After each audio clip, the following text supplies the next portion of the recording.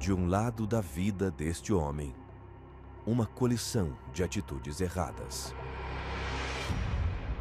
Do outro, as consequências. Aos 10 anos de idade, o meu pai tentou me matar. Ele me pendurou de uma ponte e, com as suas próprias palavras, ele disse: "Seu desgraçado, eu te pus no mundo, eu te tiro." E daí, eu pendurado, eu disse para ele: "Olha, pai, o senhor pode me jogar daqui embaixo lá, se eu cair e morrer, tá tudo bem. Mas se o senhor me jogar e caso eu não venha morrer, eu vou me tornar um dos piores bandidos que o senhor já viu." E essas palavras foi como o inferno todo entrou dentro de mim. Eu fui guardando aquele ódio, aquele rancor, aquela mágoa, tudo dentro de mim. E eu sabia que um dia eu ia colocá-la para fora. E até que aquele dia chegou. E aos 11 anos, eu matei a primeira pessoa. Eu ainda era uma criança.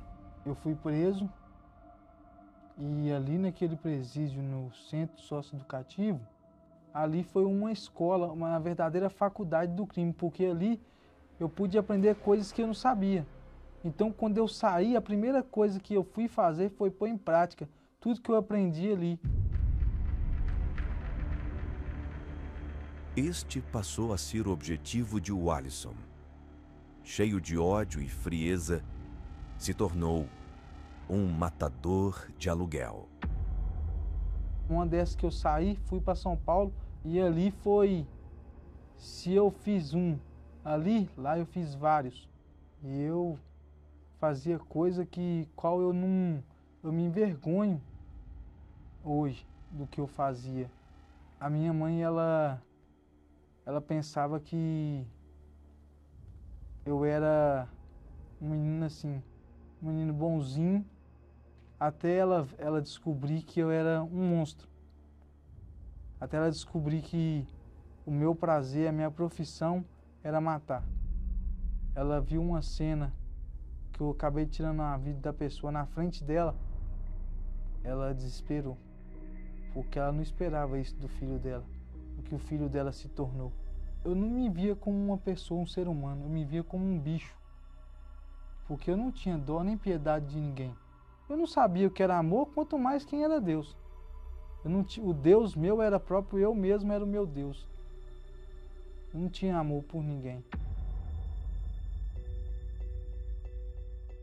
Eu tinha aquela sensação de que eu era o cara que eu nunca ia ser pego, que ninguém ia me pegar.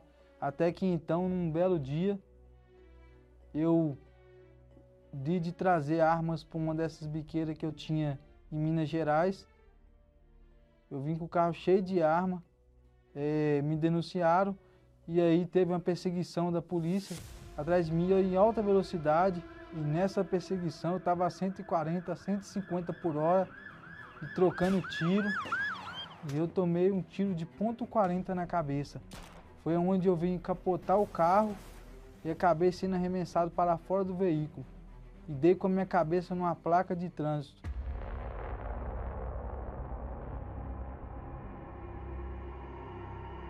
A cena era devastadora. Eles me falaram que eu cheguei lá com a cabeça aberta, todo ensanguentado. Eles fizeram 5 cirurgias na minha cabeça para poder tentar retirar um pedaço de projétil que ficou. Minha cabeça infeccionou, eu perdi 15 a 20% da massa cefálica. E dali, quando eu acordei, para mim é como fosse um dia seguinte. Mas quando eu fui saber, já tinha passado um ano. Um ano que eu fiquei em coma.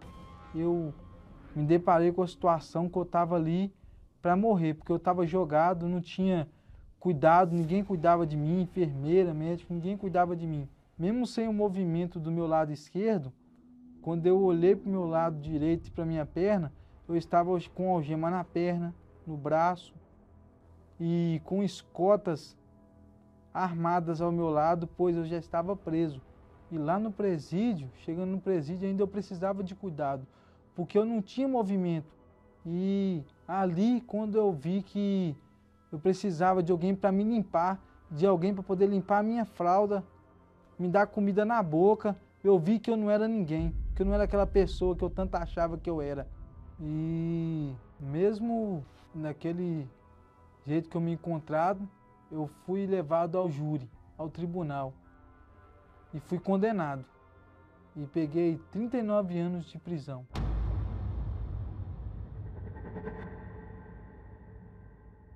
Cumprindo a longa pena e preso no próprio corpo, a angústia e o desespero tomaram conta de Walisson. Eu tinha um vazio tão grande dentro de mim que passou até eu dar cabo da minha própria vida. Porque não fazia mais sentido viver naquela situação. E justamente naquela época que eu pensei em dar cabo da minha própria vida, que eu pensei em me matar, eu conheci o trabalho da igreja lá dentro, o INP. Eu não sabia falar com Deus, mas aquela palavra daquele servo, ele falou que Deus podia mudar a situação que eu estava vivendo. Então eu falei, olha, eu não sei se você existe mesmo, eu não sei, eu não tenho acesso a você não, eu sou ruim. E se eu estivesse no lugar do Senhor, eu não me perdoaria não, porque eu sou ruim. Se você realmente conhece eu mesmo, o que eu tenho de mais valioso, de mais precioso, que eu sempre carreguei comigo, eu te dou, que é a minha palavra. Se você fizer algo por mim, quando eu estiver em cima dessa terra, eu vou te servir. Nem se for arrastando. E naquele dia eu me senti um alívio tão grande. E da medida que eu ia me dando, Deus ia me fortalecendo. E eu queria saber de cumprir a minha palavra que eu empenhei.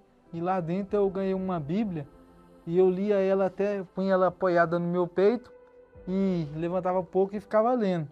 E quando eu não deitava assim, ficava lendo. Walisson já havia deixado a velha vida para trás, o verdadeiro arrependimento. O tempo passou e recebeu a oportunidade de deixar para trás também as grades. E o primeiro lugar que eu fui foi para a igreja, cumprir a minha palavra que eu tinha dado a Deus. Eu cheguei de cadeira de roda, eu fui direto para o altar. E até que então eu ouvi falar do Espírito Santo. Só que eu já tinha paz, só que eu não sabia o que era o Espírito Santo. Eu fui a fundo procurar saber. Então eu parti para cima. Falei, eu quero ter. Comecei a orar de madrugada, levantar de madrugada, sair para fora de casa, na chuva, orando. Meu Deus, eu quero ter o teu Espírito. Eu não aceito ficar na tua casa vazio. E no meio do ano, como agora, veio a fogueira santa.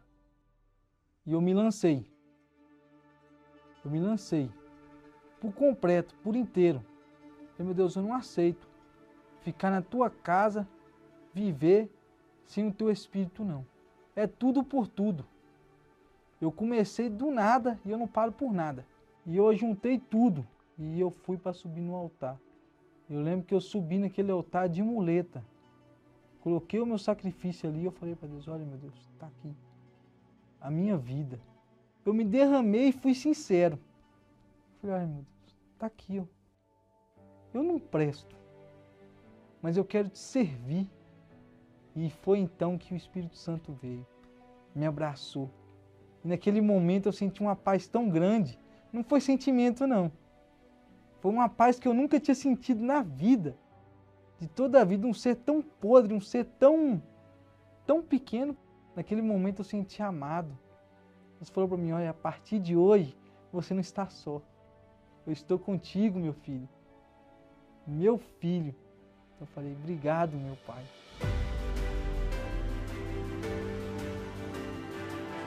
Palavra por palavra.